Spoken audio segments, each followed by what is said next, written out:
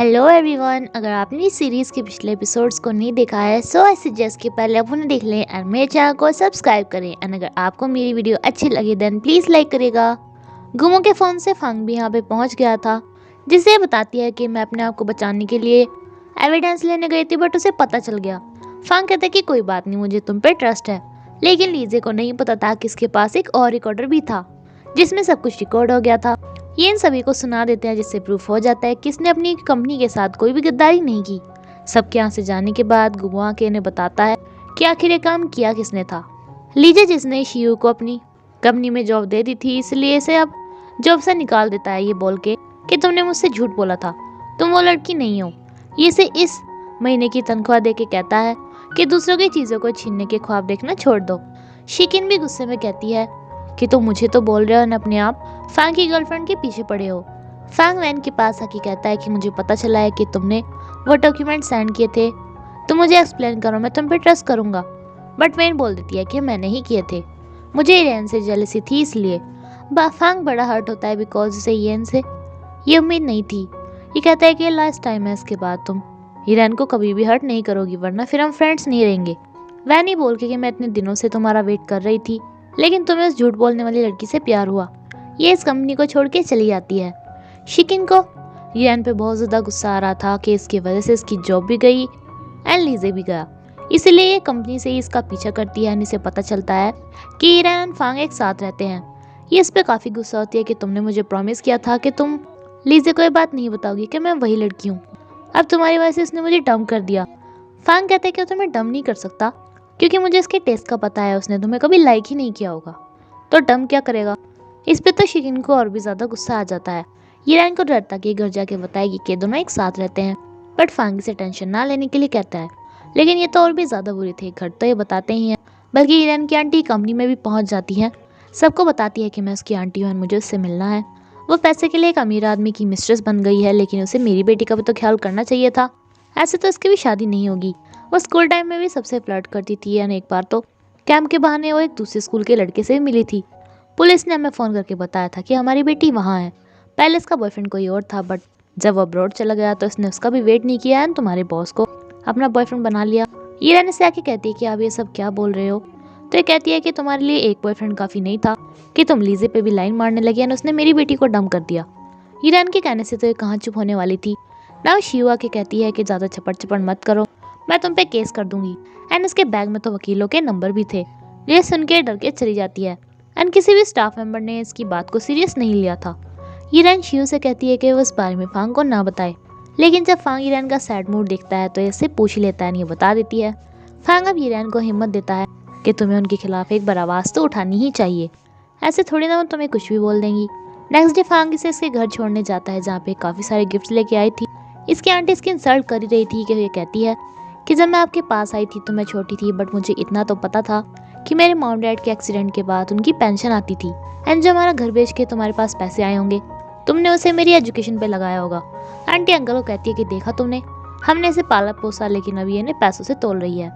हिरन कहती है कि मैं पैसों से नहीं तोल रही हूँ, मैं बता रही हूँ कि जो भी मैं तुम्हारी रिस्पेक्ट करती हूँ वो इसलिए नहीं है कि तुमने मेरे ऊपर खर्चे किए हैं, वो इसलिए कि मैं अपनी फैमिली समझती हूँ, लेकिन आज जो तुमने किया वो बहुत ज़्यादा बुरा था एंड इसके बाद मैं यहाँ पे कभी नहीं आऊँगी। इसे सब बोल के थोड़ा सैड तो फील हो रहा था बट काफ़ी हल्का भी। लीजे की पापा की हालत में काफ़ी सुधार आ रहा था, इसीलिए डिसाइड करता है कि फांग से आगे बदला लेने के बजाय ये अपने पापा के साथ ही अपना टाइम बिताएगा, वो भी यहाँ नहीं अमेरिका जाके। एंड आज इसके पापा इसका नाम लेके पुकारते हैं, साथ में एप्पल भी इसे दे देते हैं जो कि किसी को भी नहीं देते। शादी को आज कॉमिक्स के लिए अवार्ड मिलना था जी, लेकिन उससे ज़्यादा नर्वस तो गुमो हो रहा था। यहाँ पे इसे प्रेज करने के लिए बहुत सारे लोग आते हैं जिससे काफ़ी खुश होती है, लेकिन इन सभी लोगों को गुमो ने पैसे दे रखे थे। ये फ़ोन से इन्हें पे करवा रहा था, जिससे ईरान को भी पता चल जाता है कि एक अमीर बंदा है। ये भी इससे पैसे मांगती है एंड गुमो से देखकर चौंक जाता है। अभी इससे रिक्वेस्ट करता है कि ये इसके अमीर होने की बात शादी को ना बताए। एंड जब ईरान को पता चलता है कि सबके बारे में फांग को भी पता है तो ये कहती है कि उसे भी झूठ बोलना आ गया अब। बट गुमो कहता है कि उसने झूठ थोड़े ना बोला, बस तुमने उससे मेरे बारे में कभी कुछ पूछा ही नहीं। अपने एक्सपीरियंस से इसे कहती है कि तुम जल्दी शाह को अपनी अमीरी के बारे में बता देना, क्योंकि झूठ तो कभी ना कभी पकड़े ही जाते हैं। वेन की कंपनी छोड़ के जाने की वजह से कंपनी में बहुत ज़्यादा काम बढ़ गया था। फांग भी दिल से चाहता तो था कि वेन ना जाती, बट इसे पता था कि उसने यीरान के साथ जो किया वो गलती माफ़ करने लायक नहीं है। यीरान इससे काफ़ी रिक्वेस्ट करती है कि ये वेन को वापस बुला ले, बट ये नहीं मानता। इसलिए वेन से खुद ही मिलने जाती है। उसे बताती है कि फांग भी चाहता है कि तुम हमारी कंपनी में ही रहो। वेन भी कंपनी में आना तो चाहती थी, बल्कि इसे काफ़ी सारी दूसरी कंपनीज के भी ऑफर आ रहे थे, ये उन्हें भी मना कर रही थी, बट ये ईरान को मना कर देती है। ना ईरान को फांग के पापा बुलाते हैं, जो कहते हैं कि मुझे लगा था फांग वेन को डेट कर रहा था, लेकिन वो तुम निकली। वैसे वेन काफ़ी ज़्यादा परफेक्ट थी फांग के लिए। ईरान समझ जाती है कि अभी इसे बोलेंगे कि फांग को छोड़ दे, इसलिए खुद ही बोलने लगती है कि मैं भी पहले सोच रही थी कि मैं उनके लिए परफेक्ट नहीं हूँ, बट फिर उन्होंने मुझे बताया कि जैसे मुझ में कोई कमियाँ हैं तो उनमें भी कुछ कमियाँ हैं, जिसे कि मैं समझती हूँ। हम दोनों एक दूसरे को बहुत ज़्यादा समझते हैं। बट ये कहते हैं कि मैं तुम्हें ऐसा कुछ तो नहीं बोलने वाला था। खैर, मुझे अपने बेटे की पसंद अच्छी लगी, बट मैंने तुम्हें यहाँ पे एक हेल्प के लिए बुलाया है। ये चाहते थे कि ईरान इन्हें फांग से मिलवाने में हेल्प करे। ईरान भी कहती है कि मैं ट्राई करूंगी। ये यहाँ से जाते वक्त अपना पर्स यहीं पर भूल गए थे। शियादी अपनी इवेंट के बाद काफ़ी ज़्यादा थक गई थी, लेकिन गुमो उसका नया नया बॉयफ्रेंड बना था, जिससे लेके घूमने जाना था। ये लवी डवी कपल बन ही रहे थे कि शियादी की मॉम यहाँ आ जाती है एंड गुमो को एक चप्पल खाने को मिलती है। ईरान इनका बैग लौटाने गई थी, जिसमें से एक दवाई मिलती है। शियादी की मॉम कहती है कि लड़का अब तक तुम्हारे घर में ही रह रहा है, मुझे ये बिल्कुल भी पसंद नहीं आया। लेकिन शियादी कहती है कि अब तो ये मेरा बॉयफ्रेंड है। ये इसे अपनी बाजू हटाने को बोलती है, लेकिन ये तो नहीं मानती। ये कहती है कि तुम्हारे तो हाइट भी मैच नहीं करती, बट शियादी के पास इसका भी जवाब था। ईरान इस दवाई के बारे में चेक करी थी कि किस बीमारी के है, तभी यहाँ पे फांग आ जाता है, जिससे पूछता है कि ऐसा क्या देख रही हो जैसे देख के तुम सैड हो रही हो। ईरान फिर से एक झूठ बोलती है कि मैं तो हमारा राशिफल देख रही थी, जिसमें था कि मेरे बॉयफ्रेंड के साथ मेरी फाइटिंग होने वाली है। ये फांग को घुमाने के लिए अपनी पसंद की एक जगह पे लेके आती है, जो कि एक म्यूजियम था। फांग यहाँ पे जाना नहीं चाहता था, लेकिन ईरान के इंसिस्ट करने पे चला जाता है। गुमो ने इम्प्रेस करने के लिए डिनर लंच पे लेके आता है। ये कहती है कि प्रॉब्लम ये है कि तुम मुझसे काफ़ी छोटे हो। गुमो जब कहता है कि आजकल एज को कोई भी नहीं देखता, तो ये कहती है कि बात दरअसल ये है, तुम तो अभी ग्रेजुएट हुए हो, तुम्हारे पास कोई जॉब भी नहीं है, तुम घर कैसे चलाओगे? क्या शादी हमेशा कमाती रहेगी? अब जाए कि गुमो कहता है कि बस इतनी सी बात थी, ये बात आपको मुझे पहले बतानी चाहिए थी ना। वैसे तो फांग इस म्यूजियम में नहीं आना चाहता था, बट इसे इस म्यूजियम के बारे में काफ़ी कुछ जानकारी थी।